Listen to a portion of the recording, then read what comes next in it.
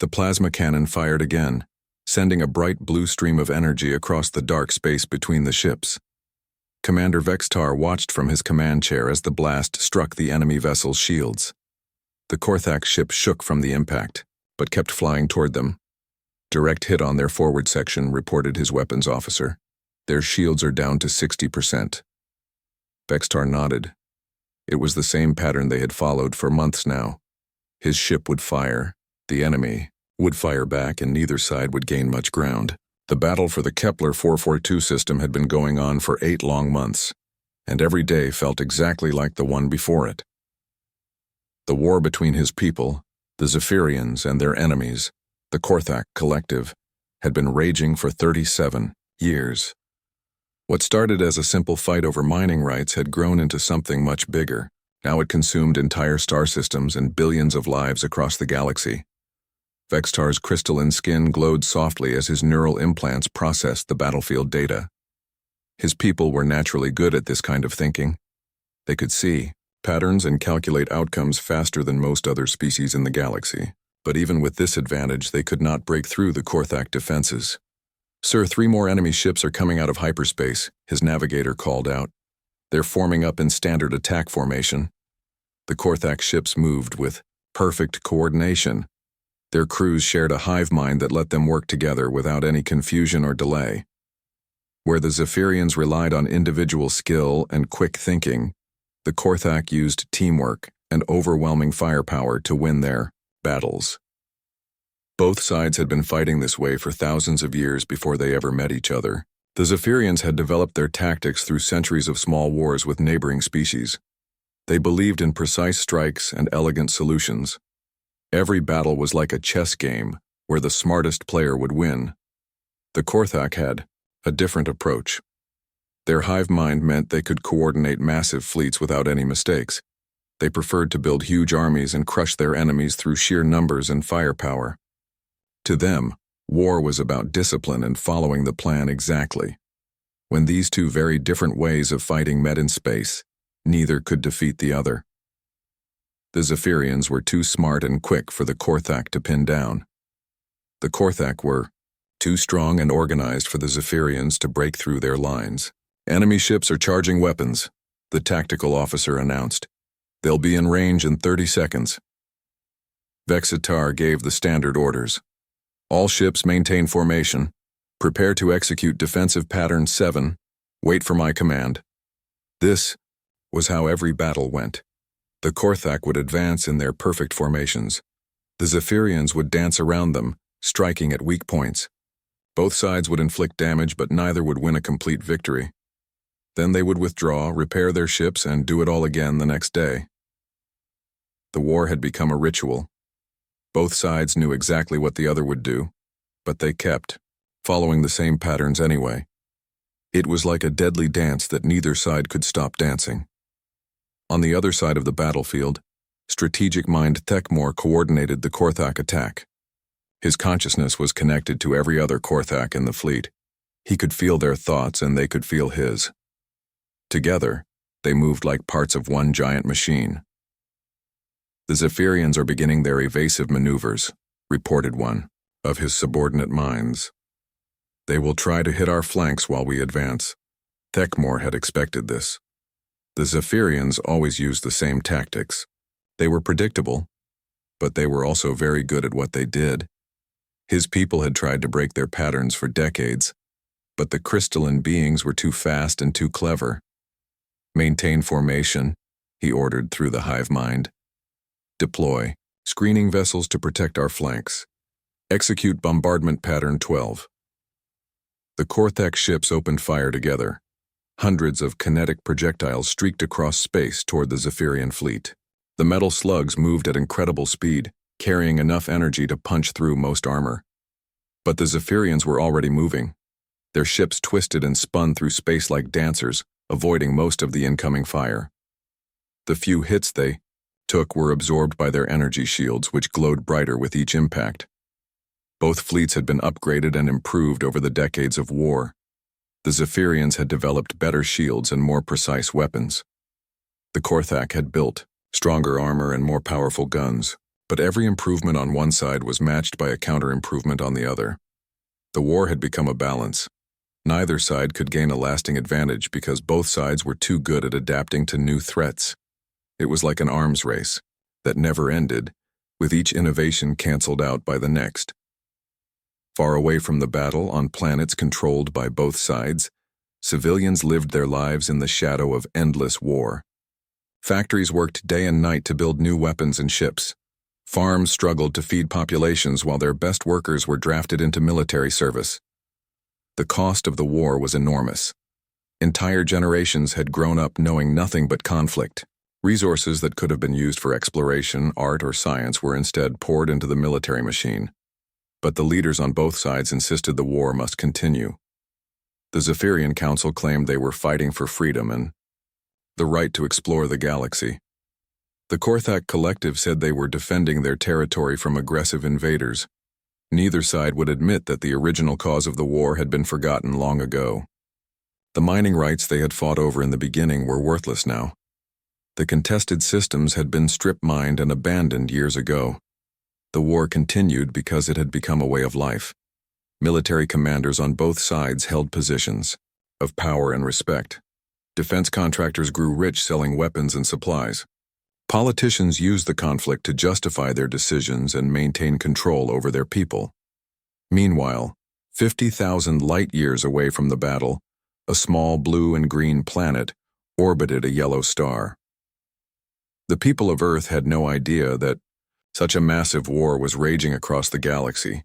They were too busy with their own problems and their own small conflicts. Captain Jake Morrison stood on the bridge of humanity's first faster-than-light ship, the Endeavor.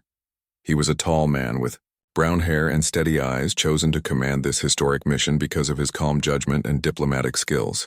"Final systems check complete, Captain," reported his engineer Tony Rodriguez. "All systems are green. The hyperspace drive is ready for activation." Morrison nodded to his navigator, Lisa Parker.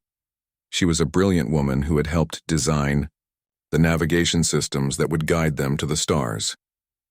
"Course plotted and confirmed, Captain. Our first destination is the Kepler 442 system. Long-range sensor suggests it has several planets that might support life." At the communications station, Amy Chen monitored the radio frequencies for any signs of alien transmissions. So far, space seemed quiet and empty. Earth's scientists hoped to find other intelligent species, but they had no idea what to expect. "All stations report ready, Captain," Morrison announced to his crew of 43 men and women. "Today we take humanity's first steps into the greater galaxy. Our mission is to explore, to learn, and to make peaceful contact with any civilizations we might encounter." The Endeavor's hyperspace drive activated with a low hum that grew louder until it filled the entire ship. Space twisted around them, and suddenly they were no longer in Earth's solar system. They were heading toward a war zone that would change everything humanity thought they knew about conflict, diplomacy, and their place in the universe. The hyperspace tunnel collapsed around the Endeavor, and suddenly they were back in normal space. Captain Jake Morrison expected to see empty star systems and maybe a few planets to explore. Instead, his jaw dropped at what filled the view screen. Thousands of alien ships were fighting the biggest space battle anyone had ever seen. Bright flashes of weapons fire lit up the darkness between the stars. Explosions bloomed like deadly flowers as ships were destroyed. The battle stretched across millions of kilometers of space. "Holy cow," whispered Tony Rodriguez from his engineering station. "Captain, I'm reading over 3,000 vessels out there. The energy readings are completely off the charts." Lisa Parker stared at her navigation display, trying to make sense of what she was seeing. "Sir, they're fighting in perfect straight lines. It's like they're copying old naval battles from Earth's history, but in 3 dimensions." Amy Chen worked frantically at her communications console. "I'm picking up massive amounts of radio chatter. The computer is trying to translate, but there are at least 2 completely different languages being used." Morrison had trained for many possible scenarios during humanity's first contact with alien life. Meeting peaceful explorers, finding ancient ruins, or even discovering hostile but reasonable civilizations. He had never prepared for dropping into the middle of a massive war. Can we back away slowly without being noticed? He asked Lisa. I don't think so, Captain. We're right in the middle of their sensor range. If they're not too busy shooting each other, they'll spot us soon. Morrison watched the alien fleets maneuver against each other. One group of ships had sleek, crystalline hulls that seemed to glow with inner light. They moved like dancers, spinning and weaving through space as they fired bright blue energy beams at their enemies. The other fleet was completely different. Their ships were dark and blocky, covered in heavy armor plating. They moved in perfect formation, firing streams of metal projectiles that streaked across space like deadly rain. The crystal ships are faster, Lisa observed, but the dark ones have much heavier weapons and armor. Neither side seems to be winning. Amy managed to get partial translations from the alien communications. Captain, the crystal ships are called Zephyrians. The dark ones are called the Korthak Collective. They're both talking about battle plans and tactical formations. Morrison frowned. How long have they been fighting? Based on the chatter I'm picking up, this particular battle has been going on for 8 months, but sir, they're also mentioning something about a 37-year war. 37 years? Morrison couldn't believe it. They've been fighting for almost 4 decades. Before anyone could answer, alarms started blaring throughout the Endeavor. A damaged Korthak ship had broken away from the main battle and was heading straight toward them. Captain, they've spotted us, Tony reported. The alien ship is scanning us with some kind of energy beam. The Korthak vessel was smaller than the others, probably a frigate or destroyer. Smoke was pouring from holes in its hull, and its armor was cracked and blackened. But its weapons were still working, and they were pointed directly at the Endeavor. Amy's console lit up with incoming transmissions. Sir, they're trying to communicate with us. The translation software is working, but it's pretty rough. A harsh, mechanical voice filled the bridge. Unknown vessel, you will identify yourselves immediately. State your allegiance in the war against the Zephyrian oppressors. Morrison looked at his crew. This was it. Humanity's first words to an alien civilization. Open a channel, Amy. This is Captain Jake Morrison of the Earth vessel Endeavor. We are explorers from a distant star system. We have no part in your war and wish only peaceful contact. The response came back quickly. Neutrality is not permitted. You will join the Korthak Collective in our righteous fight against Zephyrian aggression, or you will be destroyed as an enemy.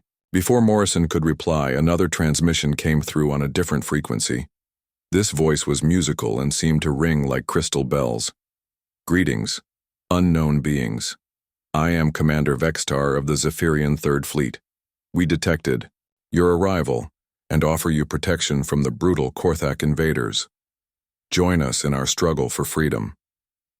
Morrison felt his heart sink. Both alien civilizations were demanding that humanity choose sides in their war. There was no middle ground, no option for neutrality.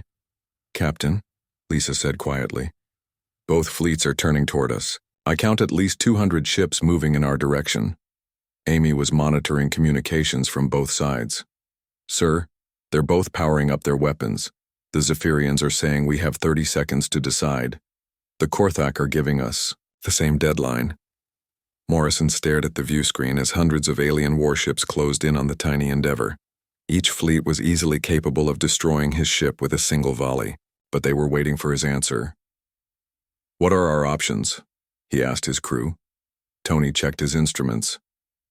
We could try to run, but our hyperspace drive needs 3 minutes to charge up. We don't have that kind of time. Lisa was already plotting escape routes. Even if we could jump away, they'd probably chase us. And now they know we exist. Amy continued translating the alien messages. Captain, both sides are getting more aggressive. The Zephyrians are saying that anyone who doesn't oppose the Korthak is an enemy of freedom. The Korthak are claiming that neutrality means we're secretly helping the Zephyrians. Morrison realized that humanity's first contact with alien life was about to become a three-way battle. There was no way to avoid it. Both civilizations had made it clear that they would rather destroy the Endeavor than let it remain neutral. Sir, Tony said, I'm detecting massive energy buildups from both fleets. They're about to open fire. The Zephyrian ships began to glow. brighter as they charged their plasma weapons. The Korthak vessels loaded their kinetic cannons and aimed them at the human ship. In seconds, the Endeavor would be caught in a crossfire that would tear it apart. Morrison had to make a choice. Fight alongside one of the alien fleets or try to find a third option that no one had considered. Amy, broadcast on all frequencies. Tell both fleets that we're withdrawing from the battle zone. Captain, they've already said that's not allowed. Do it anyway. Lisa, plot a course that takes us directly through the middle of both fleets. Lisa's eyes went wide. Sir, that's suicide. We'll be flying straight into their weapons. Trust me. Tony, I need you to overload our hyperspace drive core. Tony's hands hesitated over his controls. Captain, if I do that, it'll create a massive electromagnetic pulse. But it could destroy us too. Morrison looked at his crew. They were all young, brave people who had volunteered for this mission knowing they might never return to Earth. Now they were about to become part of something, much bigger than exploration. We're not going to die today, Morrison said firmly. But we're going to do something that's never been done before. We're going to end this battle. The Endeavor suddenly accelerated toward the center of the alien formation. Both fleets hesitated, confused by this apparently suicidal maneuver. Their weapons were charged and ready, but the human ship was flying directly between them. If they fired now, they might hit each other instead of their target. Morrison waited until the last possible second. The alien ships were so close he could see details on their hulls. Then he gave the order. Tony, jettison the hyperspace core now. The overloaded drive core shot away from the Endeavor like a bright star. 3 seconds later, it exploded in a burst of energy that lit up the entire battlefield. The electromagnetic pulse washed over both alien fleets. Their weapons went silent. Their engines stopped. For the first time in 8 months, the battle for Kepler 442 was completely quiet. Morrison smiled grimly. Now let's see what these aliens are really fighting about. The electromagnetic pulse spread across the battlefield like a silent wave. Every alien ship went dark for a moment as their systems crashed and rebooted. For the first time in 37 years of war, the space around Kepler 442 was completely quiet. Captain Morrison watched the chaos unfold on his view screen. Thousands of alien warships drifted helplessly as their crews worked to restore power. The Endeavor had survived the pulse because Tony had shielded their critical systems just before the explosion. Status report, Morrison ordered. All our systems are online, Tony replied. The alien ships are having trouble getting their electronics working again. We probably have about 10 minutes before they're back to full power. Lisa was already plotting their next move. Captain, we could escape now. Jump to hyperspace before they can stop us. Morrison shook his head. No, we started this mess and we're going to finish it. Amy, can you hack into their communication systems while they're vulnerable? Amy's fingers flew over her keyboard. Their security is down along with everything else. I'm into both fleet networks. Captain, you won't believe what I'm finding. The communications officer's face went pale as she read through the alien data. Sir, this war isn't about territory anymore. Maybe it never was. Both sides have been lying to their own people for decades. Morrison moved to look over Amy's shoulder. What do you mean? The systems they're fighting over were mined out 20 years ago. There's nothing valuable left. But the military leaders on both sides have been hiding that fact. They're keeping the war going to maintain their power and wealth. Tony looked up from his engineering station. That's horrible. All these people dying for nothing. Amy continued digging through the alien databases. It gets worse. Both governments have been using the war to control their populations. Any criticism of the military is considered treason. Defense contractors are making huge profits. The war has become a business. Morrison felt anger building in his chest. Billions of beings had died in this conflict, and it was all based on lies. Can you broadcast this information to both fleets? Already working on it, Captain. I'm sending the evidence to every ship in the area. But sir, I'm also uploading something else. What? Amy smiled grimly. Our complete military history database. Every strategy, every tactical manual, every war we've ever fought. Let's see what they think of how humans handle conflict. The data packet shot out from the Endeavour to every alien ship in the battle zone. Within minutes, thousands of alien officers were reading about human warfare for the first time. Commander Vextar was the first to access the human military files. His crystalline features darkened as he read through the database. "This cannot be accurate," he whispered to his bridge crew. His tactical officer was studying the same information. "Sir, according to this, humans have fought over 300 major wars in their recorded history, but most of them lasted only months or years, not decades." Vexitar continued reading, his horror growing with each page. The humans had something called guerrilla warfare, where small groups would hide, strike at important targets, and disappear before the enemy could respond. They had asymmetric tactics, where weaker forces would find creative ways to defeat stronger ones. "Look at this," his weapons officer said. "They have strategies for fighting enemies with superior technology, methods for turning the enemy's strengths into weaknesses. They even have plans for fighting multiple enemies at once." But what truly frightened Vextar was the human approach to ending wars. They didn't fight to demonstrate honor or follow ancient traditions. They fought to win completely and permanently. They would destroy the enemy's ability to fight back, capture their leaders, and rebuild their society from scratch. "These beings are monsters," Vextar said quietly. "They treat war like a problem to be solved, not a noble contest between equals." Aboard, the Korthak command ship, strategic mind Thekmor was reaching the same terrible conclusion. The hive mind shared information instantly, so every Korthak in the fleet experienced the same shock at the same time. "The humans fight without honor," Thekmor broadcast to his people. "They use deception, surprise attacks, and psychological warfare. They target civilians, supply lines, and leadership. They break every rule of civilized combat." The Korthak had always prided themselves on their disciplined, honorable approach to war. They followed formations, gave warning before attacks, and treated captured enemies with respect. The human database showed a completely different philosophy. According to their records, one of the subordinate minds reported, "Humans have ended several wars by destroying entire cities with single weapons. They call it nuclear warfare. They built bombs that could kill millions of people in seconds." Thekmor felt the collective mind recoil in horror. "They have no concept of proportional response. They escalate conflicts until the enemy has no choice but to surrender completely." Both alien fleets were coming back online, but instead of resuming their battle, they were frantically communicating with each other. For the first time in decades, Zephyrian and Korthak commanders were sharing information and discussing strategy. Morrison watched the alien communications with growing concern. "Amy, what are they saying to each other?" "They're not talking about fighting us, Captain. They're talking about fighting with us, against us. They're forming an alliance."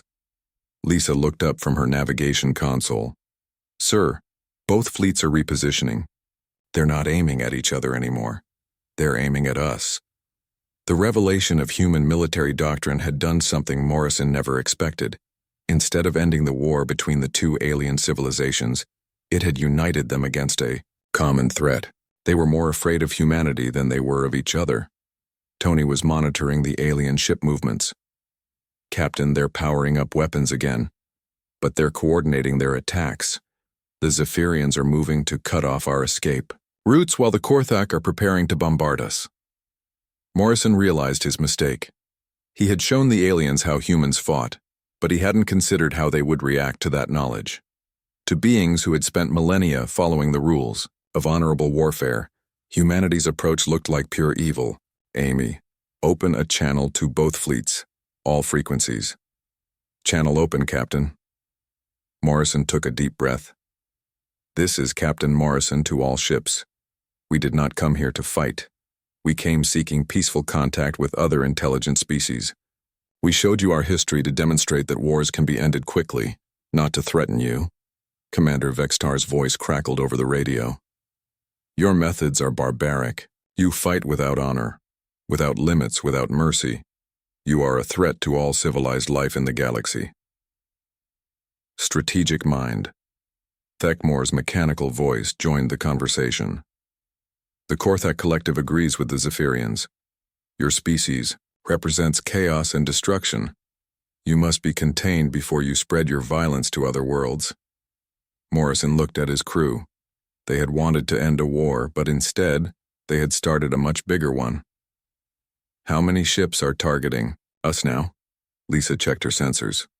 All of them, Captain. Over 3,000 vessels, they're forming a combined fleet. Amy was monitoring the alien communications networks. Sir, they're not just talking about destroying us. They're discussing an immediate invasion of Earth. They want to stop humanity before we can build a military force. Morrison felt the weight of responsibility settle on his shoulders. His crew's peaceful mission had accidentally revealed humanity as the galaxy's greatest threat. Now, Earth itself was in danger. Tony, how long until our hyperspace drive is ready? 2 minutes, Captain. But sir, they'll be in weapons range in 90 seconds. Morrison stared at the growing alien fleet. Thousands of ships that had been trying to kill each other were now working together to destroy the Endeavor. His attempt to end their war had succeeded too well. Prepare to jump to hyperspace as soon as possible. We have to warn Earth about what's coming. The race home was about to begin. Commander Vextar stared at his tactical display with growing dread. The human military database was still downloading to his ship's computers, and every new file made him more afraid. His bridge crew worked in stunned silence as they absorbed information about human warfare. Sir, his tactical officer said in a shaking voice, I'm reading about something called the Battle of Thermopylae. 300 humans held off an army of 300,000 enemies for 3 days. Vextar's crystalline skin flickered with nervous energy. That's impossible, the numbers don't make sense. The humans used the terrain to their advantage, sir. They forced the larger army to fight in a narrow space where numbers didn't matter. It says here that this is a common human tactic called a force multiplier. Another officer looked up from his console. Commander, there's worse. I'm reading about something called total war. The humans don't just fight armies, they attack the enemy's ability to make weapons, grow food, and support their military. They target everything. Vextar felt sick. In Zephyrian culture, war was an art form. Battles were fought between military forces while civilians watched from a safe distance. The idea of deliberately targeting non-combatants was horrifying. Look at this strategy, the weapons officer added. They call it shock and awe. The humans try to break the enemy's will to fight by demonstrating overwhelming power in the first attack. They want to win wars before they really begin. Across the battlefield, strategic mind Thekmor was having similar thoughts. The Korthak hive mind was processing the human military data at incredible speed, and the collective consciousness was reeling in horror. The humans have a concept called mutually assured destruction, one of the subordinate minds reported. They built enough nuclear weapons to destroy their own planet multiple times over. They were willing to kill everyone on Earth to prevent their enemies from winning. Thekmor shared the collective's shock. They would rather die than lose? This is madness. It gets worse, another mind added. They call it deterrence theory. They convince their enemies that any attack would result in total annihilation for both sides. It actually prevented wars for decades. The hive mind struggled to understand this logic. The Korthak fought for territory, resources, and honor. The idea of threatening mutual destruction to avoid conflict was completely alien to them. I'm finding tactical manuals for something called urban warfare, a third mind reported. The humans have detailed plans for fighting inside their own cities. They expect civilians to become combatants if invaded. Thekmor felt the collective mind shudder. Every human is a potential soldier. There are no true non-combatants in their society. Both alien commanders reached the same terrifying conclusion at the same time. The humans didn't just fight differently than other species. They fought better. Much better. Sir, Vextar's navigation officer called out. The human ship is charging its hyperspace drive. They're preparing to escape. Vexatar looked at the small Earth vessel on his screen. It seemed so harmless compared to the massive alien warship surrounding it. But he now knew that appearance was deceiving. That tiny ship represented the most dangerous military force the galaxy had ever seen. All ships, prepare to fire, he ordered.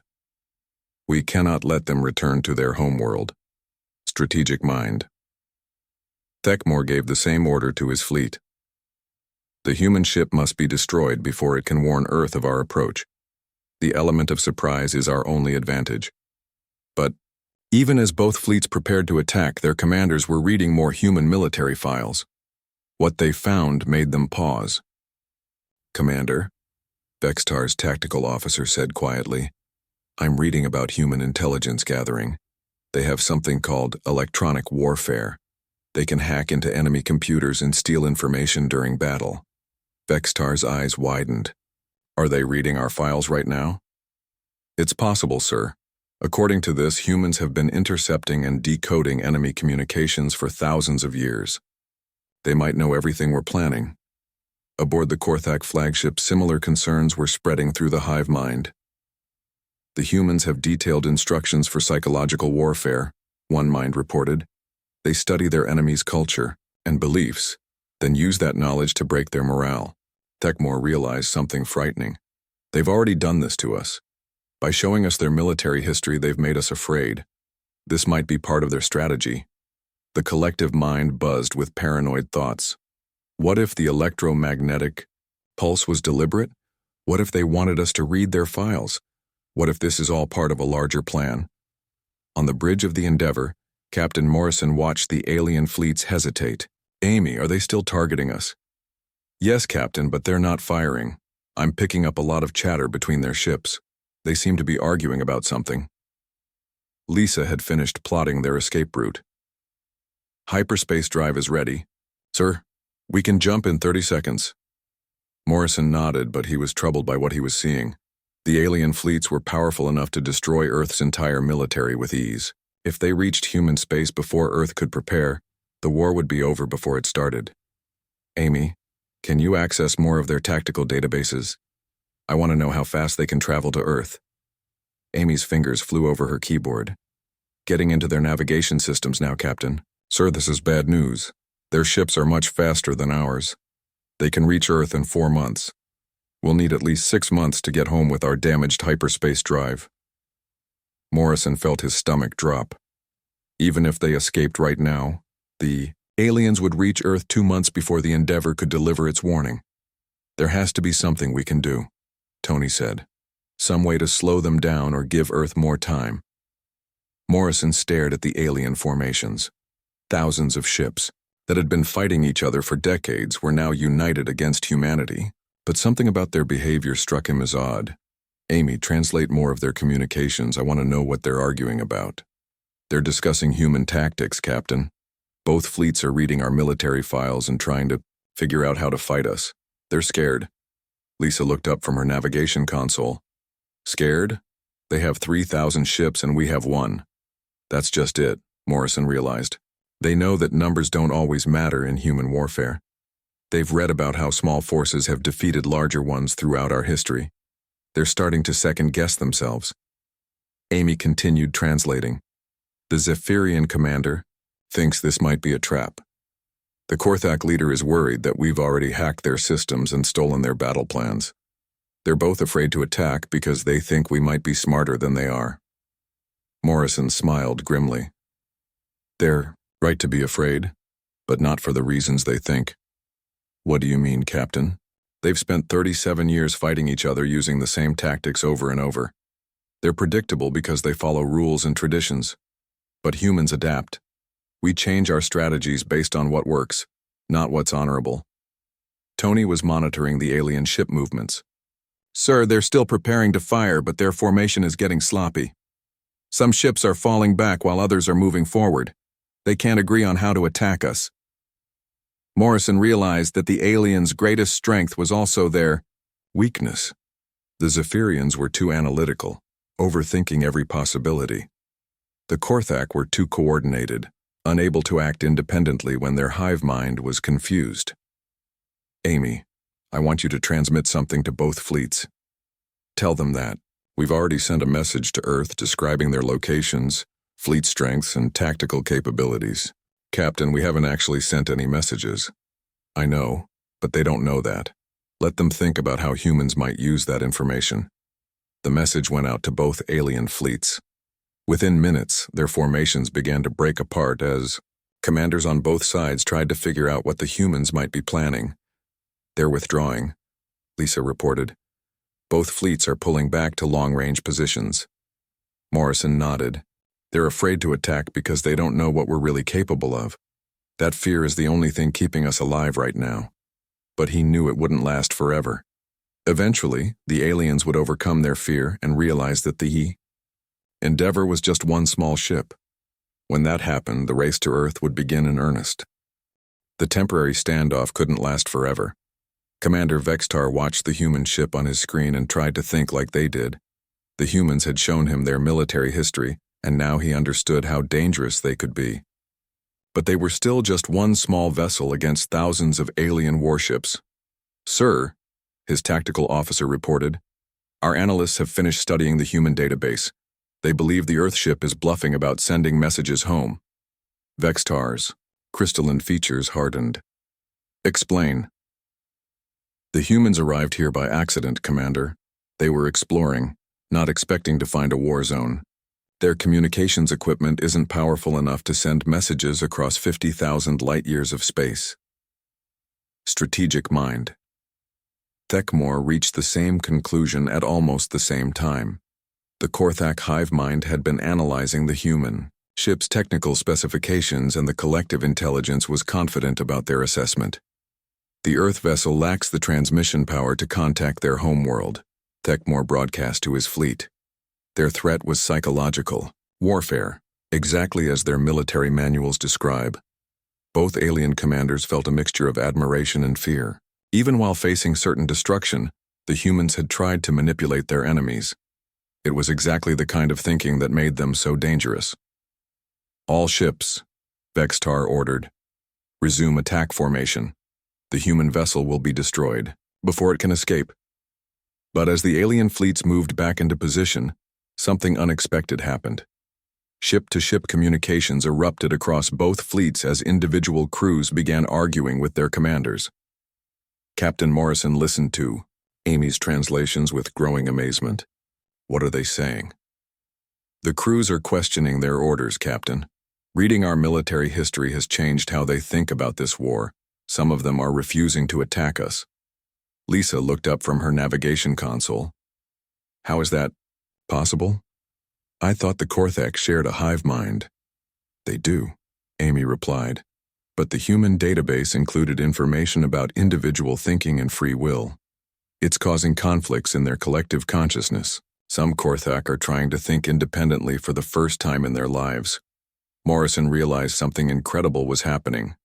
By showing the aliens how humans approached warfare, they had accidentally introduced concepts that were foreign to both civilizations. The Zephyrians were starting to question their rigid tactical traditions. The Korthak were experiencing something they had never known before: individual doubt. "Captain," Tony called out, "I'm detecting major power fluctuations in several alien ships. It looks like some of their crews are sabotaging their own weapon systems." On the Zephyrian flagship, Commander Vexitar faced a mutiny. His own officers were refusing to fire on the human ship. "Sir," his weapons officer said firmly, "I've read about human concepts of mercy and proportional response. Destroying one small exploration vessel won't stop Earth from eventually finding us. It will only prove that we're the aggressors they should fear." Vextar's tactical officer agreed. "Commander, the humans fight efficiently because they think creatively. Maybe we should try talking to them instead of shooting them." Similar conversations were happening throughout the Korthak fleet. The hive mind was fracturing as individual consciousness began to emerge. Strategic mind. Thekmor struggled to maintain control as more and more of his subordinates started thinking for themselves. "The humans have a concept called negotiation," one newly independent Korthak mind reported. "They resolve conflicts through compromise instead of violence. Why have we never tried this?"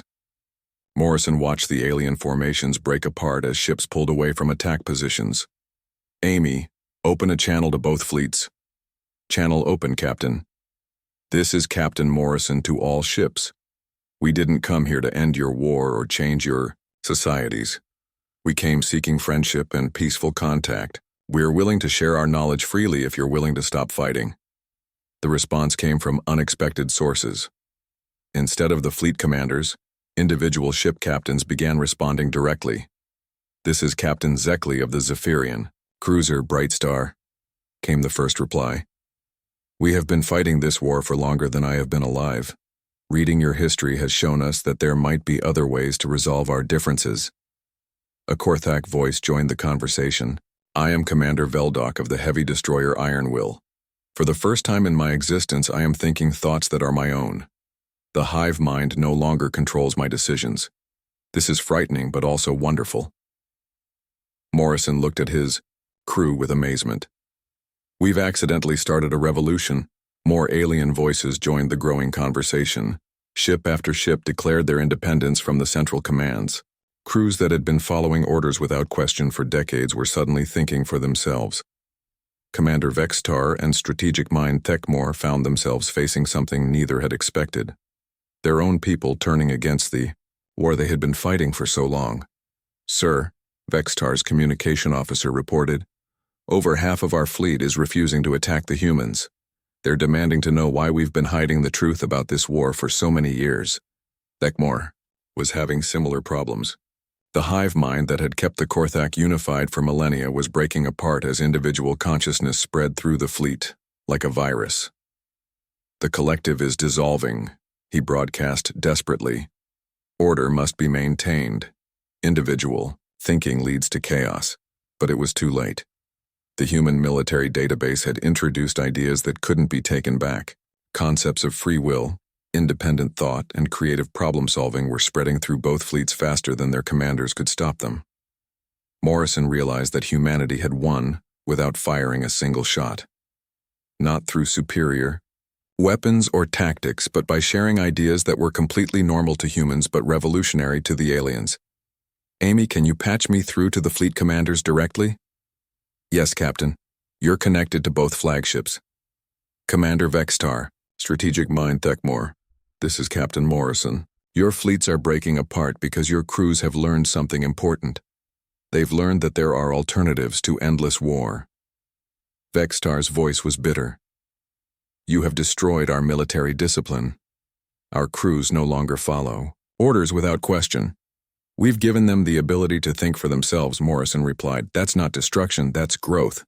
Thekmor's mechanical voice carried a note of confusion. "The hive mind provided stability and unity. Without it, how will we coordinate our society?" "The same way humans do," Morrison said. "Through cooperation, discussion, and compromise. It's harder than following orders, but it leads to better solutions." As the conversation continued, more alien ships began requesting permission to approach the Endeavor peacefully. Scientists and diplomats from both fleets wanted to learn more about human culture and ideas. Lisa plotted intercept courses for the approaching vessels. "Captain, we've got about 50 ships requesting peaceful contact, both Zephyrian and Korthak." Morrison smiled.